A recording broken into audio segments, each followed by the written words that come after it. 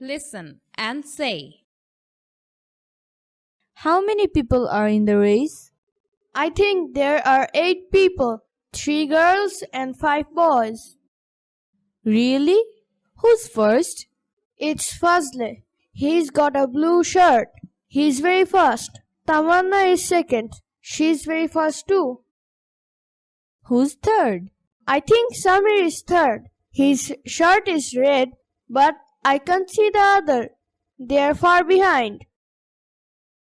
Do activity A from your textbook.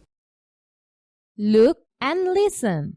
Fazle first, Tamanna second, Samir third.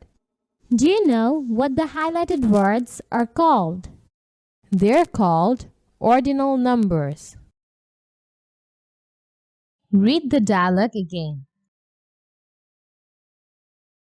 Underline all the ordinal numbers.